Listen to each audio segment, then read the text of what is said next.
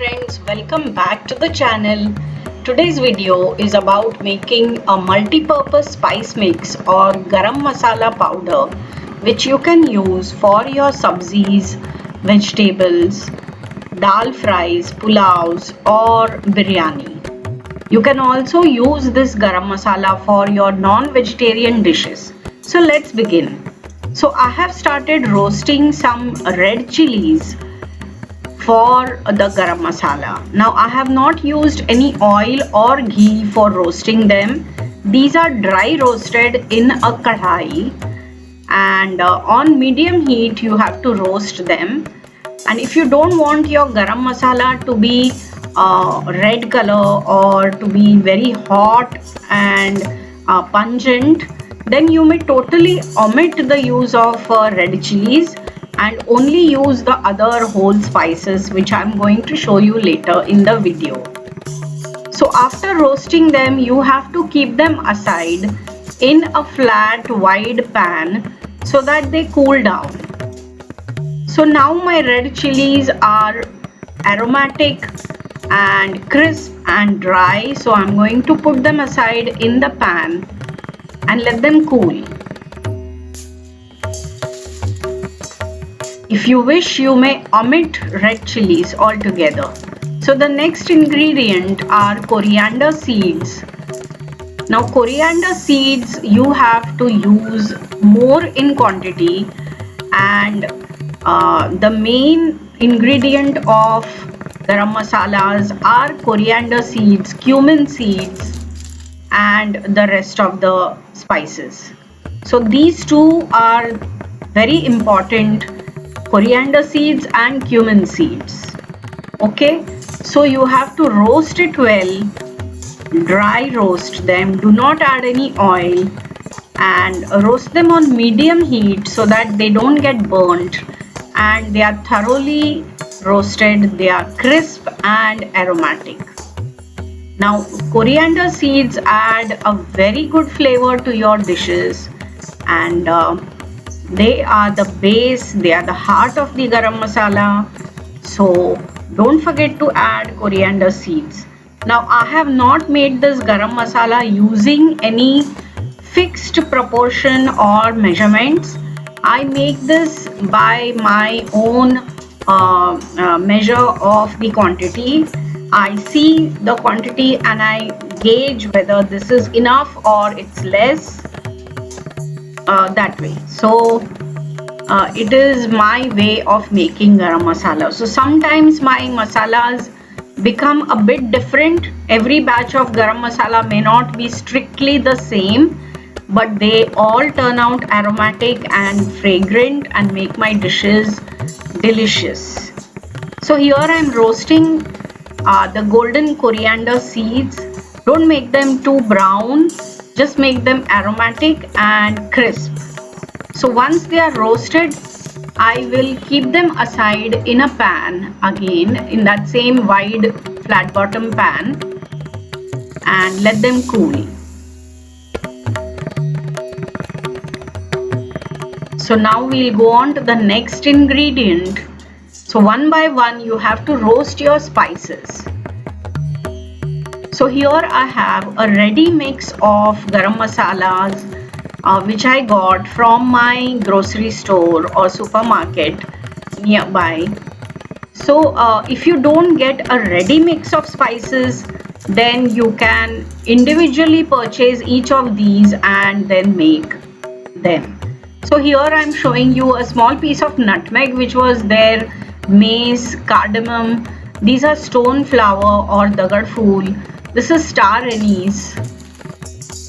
And all these spices are there in this spice mix. This is black cardamom. They all add their unique flavor. This is green cardamom. And then there are bay leaf also, and pepper and clove. So I bought 2 packets of this of 100 grams each.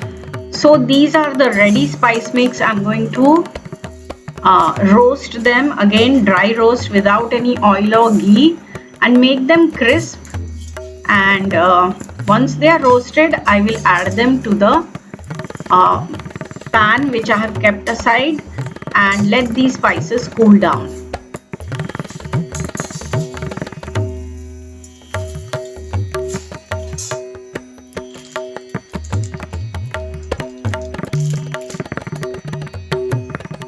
So you can see I'm showing the Garam Masala mix packet. So this way you don't have to worry about selecting all the spices, and you can even see this packet and then select individually rest of the masalas and add them in your mixture.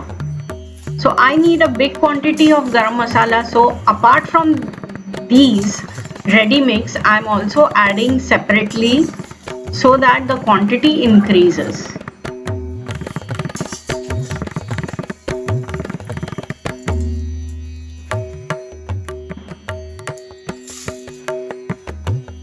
This spice mix was only 200 grams, so I don't want just 200 grams of garam masala, so that is why I'm adding some more whole spices.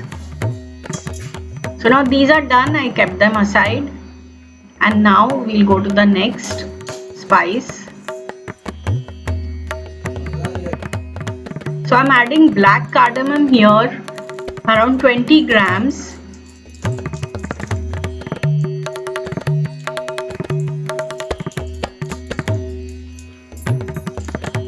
Now I'll roast these, and green cardamom as well. So black cardamom and green cardamom, these are very fragrant spices and these add a unique flavor to your dishes.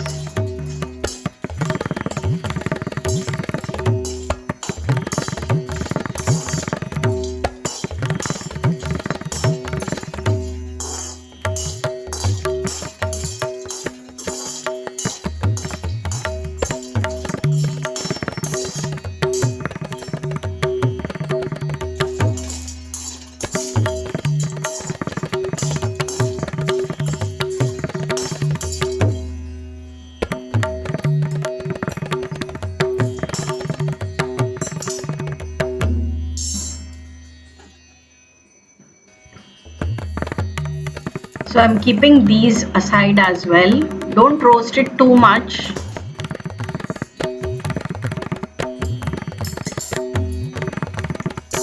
Now the next is pepper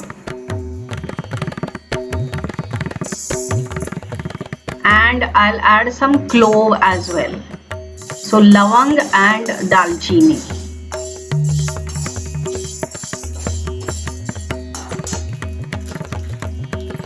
You can check the description box. I'll give the list of ingredients over there. So I will roast the pepper and cloves as well and put them aside in the pan for cooling.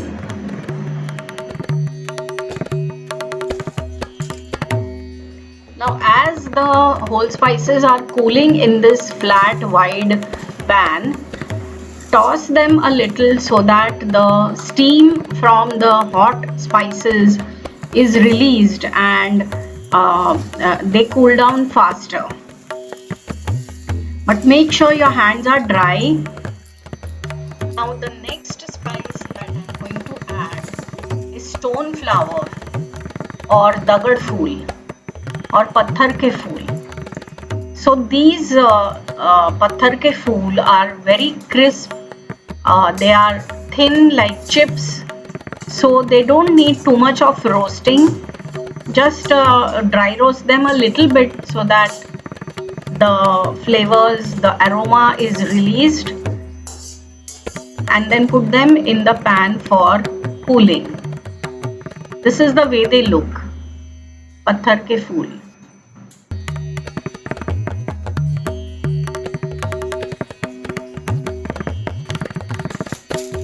Now next we are going to dry roast jeera or cumin.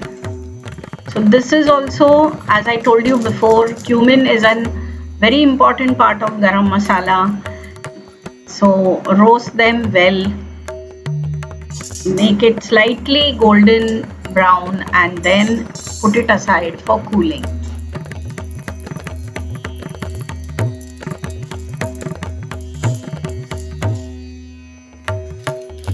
the next spice which I'm going to add is star anise or badyan.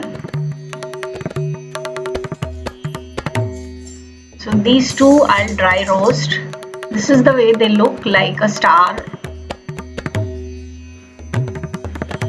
So dry roast them a bit and then put them away in the pan for cooling.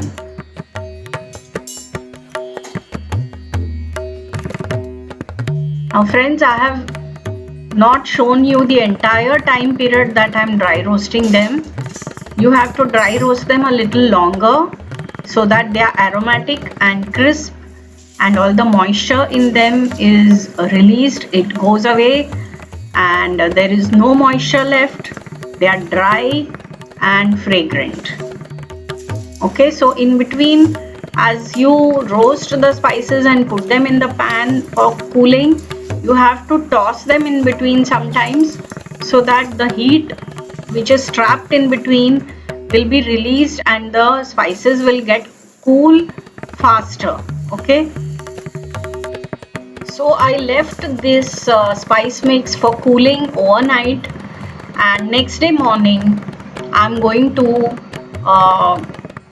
put all these spices in batches into a large mixer jar and grind them into fine spice mix powder. Okay, so don't put too much in the large jar. Put bit by bit, little batch by batch, and then once they are ground, we have to filter out or sieve the fine powder and keep the bigger granules aside, and then put them back again into the grinder and make a super fine powder. So I'm switching on the mixer grinder and grinding the first batch of the garam masala. So it's going to make some sound and you're going to require a lot of patience and some amount of effort, because as the spices get ground, you have to filter them, you have to sieve them so that you get only the fine powder and the larger pieces will be left in the sieve. So friends, very patiently you have to sieve the entire batch of the garam masala powder, and little by little you sieve them and remove the fine powder down below into the container, and whatever bigger pieces are left in the sieve, put them back in the mixer grinder and again ground them into super fine powder. And then last, whatever you're left with, you can keep it aside and you can make some other use of it. Like you can use it in a kashaya, or you can use it in a rasam, or in a soup, or even for your chai. You can put a little bit of this masala, leftover ground spices, which you will ultimately be left with the larger pieces after sieving the last batch. So this is the way you will have a collection of this spice mix. Mix them all together again, because there might be some color variation. So make a homogeneous mixture and let everything mix together properly, and then you will have a wonderful fragrant garam masala powder. Fill it into a dry, clean, washed jar which is airtight. Do not put it in a reused container.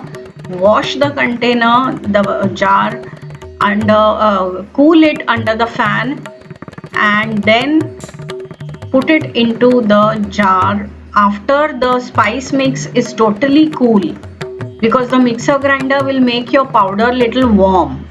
So let the powder get cooled completely and then fill it into the jar. The jar should be airtight, and for daily use you have to put some of the powder into your masala box, and so that you don't handle the big jar every now and then. Okay, use dry spoons, and your hand should always be clean and dry. No moisture or water anywhere near the spice mix. Okay, otherwise your masala can get spoiled. So happy cooking. You will make very nice garam masala. Follow this recipe, use all the ingredients, and I hope you like this video, my dear friends. Share it with your family and friends, and happy cooking. Like, share and subscribe to Samita's Homely Kitchen. Bye.